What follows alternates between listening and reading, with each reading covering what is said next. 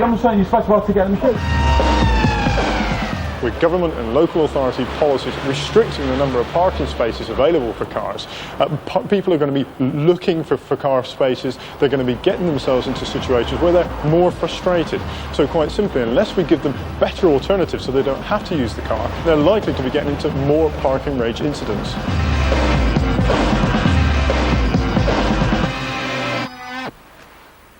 And it's not just parking and traffic wardens that are getting drivers hot under the collar. There's a new and unlikely target, the lollipop people. Baz Javid's been out on school patrol. Over the road. Impatient drivers are no longer taking their frustrations out solely on other drivers. Lollipop men and women across the country are now also being targeted. According to a recent survey, in London alone, 1 in 10 of its 400 patrols are victims of violence every year. Incidents include verbal abuse, intimidation, and even physical violence. Each day, whatever the weather, Linda Savage and Joan Willis make sure the children at Robin Hood Primary School in Leeds get to school safely. They think that drivers need to change their attitude. I think people just want to take a rein in on their emotions, you know, take things a bit calmer, cool down a bit. According to the RAC, this new form of road rage is having a serious effect. We have evidence from crossing patrols who say they've just got totally fed up with the abuse, the physical abuse, the verbal abuse, and they packed up the job. But what can be done? In Derby, following requests by the patrols themselves, the council have decided to run training courses on what to do if they're confronted by irate motorists. Tell them not to actually look at any of these points as one single item. People have to look out for several things together. Revving the engine, winding the window down, shouting, tapping on the steering wheel, all these sort of danger and warning signs. It's likely that the person's getting agitated and it's a good idea to do something about the situation. The course gave lollipop lady Elaine Bull more confidence.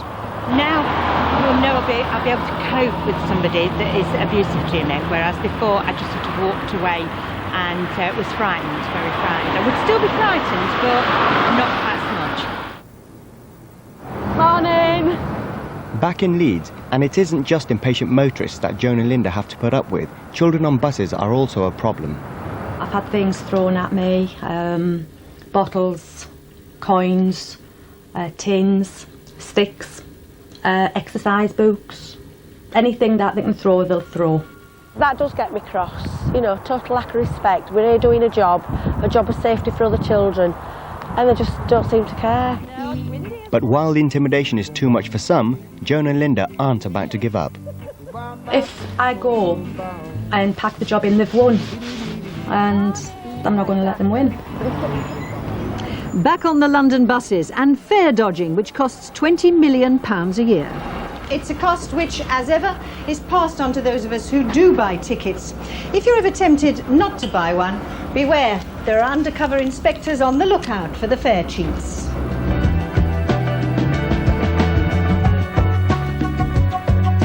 I'm on the buses and I'm out and about with the ticket inspectors. Armed with a hidden camera, will we find out just how busy a day they have? Grant Green is my guide for the day. London Transport have had plainclothes inspectors like him for 12 years. While I get my bearings, he's busy checking passengers and issues his first ticket of the day. More covert, you can get on the bus. People don't realise who you are until you're actually on the bus, and a lot of the time it's too late for them then. A little while later, and he has another fare dodger. This woman has a ticket to ride, but not in this zone. A lot of people do, like they get caught out, or they try to blag their way through. They purchase a ticket for a journey that doesn't cover them for the entire length of the journey they wish to make. Thanks, Rob. Carry on whenever you're ready. The last case of the day, a 17-year-old posing as a school kid. What name then? Is your name and address, please? Of lately, there's been quite a lot of photocopy passes or reproduced passes. A bit of a problem with those because some of them are very, very good. Grant uses an electoral database to confirm the 17-year-old's address before giving him a genuine ticket to get home. The cost of an on-the-spot fine is £5, or as in this case, the fine can be paid at a later date. But does he feel what he does works? The trends are showing that it is on the decrease at the moment, and I think that is due to plainclothes and uniform checks on the buses. How'd you get on then, Baz? Catch any fare dodgers? We did. A few got on-the-spot fines and others were given warnings. But how does it work? Because obviously time was when the inspector, you could recognise him in the uniform. How does it work with a plainclothes guy? I think the old-fashioned way, they just acted as a deterrent and not many people actually got caught. But this way, they act as a deterrent as well because you don't know who the ticket inspectors are. But £20 million a year, it's a lot of money. They've got to do something about it. That's right. I mean, if they didn't do this, you don't know how many people sneak on because you've got the driver on his own or her own and, you know, they can sneak past you and you won't have a clue what's going on. This is a brand new bus. It cost the company more than £150,000. So you can understand that they're keen to keep it safe and clean. That's not always what the passengers have in mind.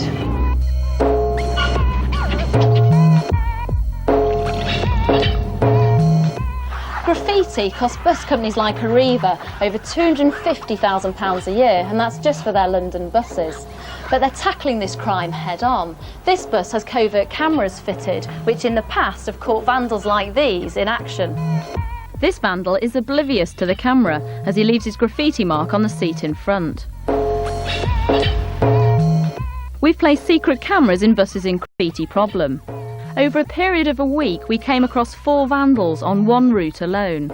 This girl is busy leaving her calling card with the help of a spray can on the floor of this bus. And this group of youths are not vandalising this bus late at night. The time is 6:45 in the evening. The passengers on the bus don't seem to realise what's happening, or worse still, are frightened to intervene. In fact, on a trip on the 329 bus through Wood Green, London, concerns over vandalism and graffiti were expressed by some of the passengers.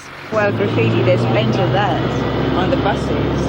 Sometimes I think it's really disgusting. You see the seats being ripped, but you don't see it happening yourself. They're scribbling all over the window, but when you tell them about it, you get a mouthful of abuse. If you don't have a car, minicabs are an easy way of getting around. Recent legislation has meant that the 60,000 minicabs operating here in London have to be licensed. The new law was brought about not least because of the fear of unlicensed and unknown drivers attacking their passengers. But as the crime squad has discovered, more often it's the minicab driver who needs protecting. A typical sight in any town in Britain. Cabs out on the streets, providing a public service. Yet this service is being abused.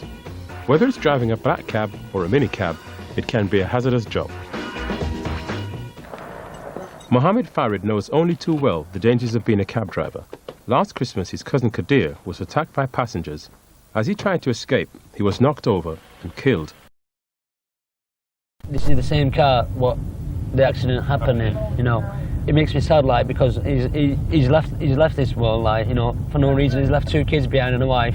I'm sitting here now and I'm thinking to myself, if I was sitting in your position, I'd feel quite vulnerable. Exactly. Knowing that there's somebody behind me over my shoulder. Over my shoulder, yeah. Because you can't really see what I'm doing. If it was all caged off at the back, I'd be safe. I'd be a lot safer. Yeah. You know, even if they didn't pay me, I'm not bothered. Yeah. You know, that if they wanted to run off for £2, £3 or £5 or £10, end of the day, life is more important than money. It is late at night as the pubs shut or the clubs are closing that Britain's 250,000 taxi drivers are at their most vulnerable. According to Brian Rowland of the National Private Hire Association, the situation is getting worse. I have reports coming in virtually daily of drivers attacked, mugged, put under all sorts of different problems. And of course, we've had now 23 deaths in the trade in the last 5 years. Like most late-night journeys, this one is just entertaining, but it can turn nasty. The day after these pictures were taken, the cab driver was attacked by 2 women. One of them seemed alright. The other one was already in tears before she got in my car, and I think she took it out on me. They got abusive with me. I said, you might as well get in another taxi. So I stopped at traffic lights and that's it. They just laid into me. She come through the centre of the 2 front seats, face to face, and started smacking me in the face. With the other hand, she hit me over the head with a bottle. It isn't just minicab drivers who are open to assault. Despite partitions in black cabs, they can also be a target. In Manchester, fares after 11 p.m. have been raised by 20% to encourage drivers to work nights. This driver had a lucky escape. I stabbed him through the ear and down the neck. I was very, very lucky. And I won't work nights, it's just not, there's no protection there for anybody. I wouldn't dream of coming into the city centre at weekend. It's known, the cab drivers call it the Wild West of the North. Samira Corsa runs a minicab firm in Bolton. Due to recent problems, she has installed CCTV outside the office. When the drivers pull up, as you can see, there's a car there now. When a passenger gets in that car, it's shown on the camera. Right. And if the driver has problems, you can come back and rewind the film, we check it through. And you can look at the description, Yeah. and if necessary, if there's any details, you can pass it on to police and Yeah. identify who that is. Yeah. The cameras, though, can only pick up people getting into cabs. So what can be done to protect taxi drivers? In Australia, the introduction of mini cameras in taxis has reduced attacks on drivers by 60%. The camera, which is situated above the mirror, is triggered by the door opening, the meter being switched on, or in the case of an emergency, by the driver himself.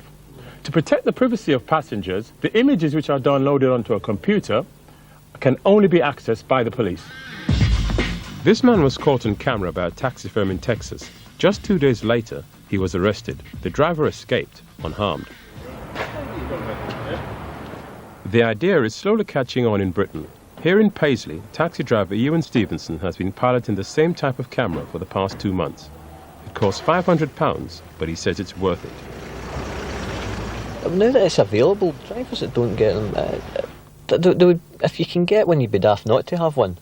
You never know who you're picking up when you're driving the streets late at night. And the problem is, if anything occurs, even if the police catch the criminal, then they can deny ever having been in the taxi. And how can I prove that they were? Because you're on your own, you have absolutely no witnesses. We've just had some legislation that has sought to specifically protect airline staff on planes. Taxi drivers, bus drivers, train staff. Why were they left out? We're all effectively at risk in the jobs that we do. At the end of the day, I'd love to see a camera in every car, because that would probably be the biggest deterrent of the lot. You are being watched. Watch what you do. And back to the streets of London to catch up with David and his scooter as he patrols the city's bus lanes.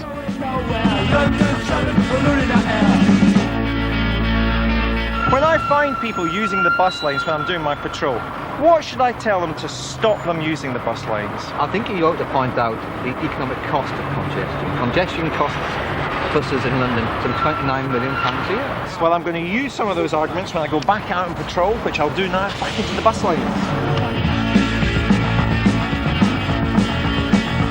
Can I just ask, why are you parked in the bus lane? We're just getting some food, mate. Because I got pushed into it by a load of cars, no one else let me go, so I can't be bothered. Oi! You! Don't drive in the bus lane! Well, David, you've been out there patrolling the bus lanes. There's some pretty antisocial behaviour going on, isn't Yes, there? scores of people not just driving in the bus lanes, but actually parking, stopping off to go and get a kebab, causing untold frustration to the people using the buses. Why don't they think? Because frankly, there's too much traffic in London. They see the roads clogged up, they see an empty bus lane, they want to get home, so they use it. And why isn't the fine a deterrent? The fact that it's illegal a deterrent? Because I don't think they're going to get caught. That, of course, is going to change because there are some good pilot schemes at the moment. The Route 32 scheme, which is very local to here, where they've got a dedicated tow truck, but they've got people going out in scooters, very much like myself, giving people tickets. Very smart scooter, David. Thank you very much. Graffiti, also deeply antisocial, costs this company up to £250,000. What about across the rest of London? It's frightening. They estimate that for all London buses, try and keep them clean of graffiti, it costs over £1 million a year. But how can it be stopped? Well, bus companies like Arriva are setting the example. They're fitting covert cameras on buses. They're putting the images of the people they catch on camera on posters and offering rewards if they can get hold of the people. And we put cameras in buses in Croydon, and just in a week we caught 4 people on camera. So it can be stopped? Yes, because in Wood Green, with using cameras, they've cut the problem with the graffiti by up to 80%. So, you know, people doing the graffiti realise it's a crime and you will be caught. Next week on the Crime Squad, the computer hackers who can steal from your bank account. I'm going to transfer, let's say, £10 from your account onto my credit card. We join Lara Croft on the trail of the software pirates. £5 each. And stalked in cyberspace. I'd wake up at night and think, this is a major problem. That's next Monday, 7:30 on BBC One. For now, from all of us on the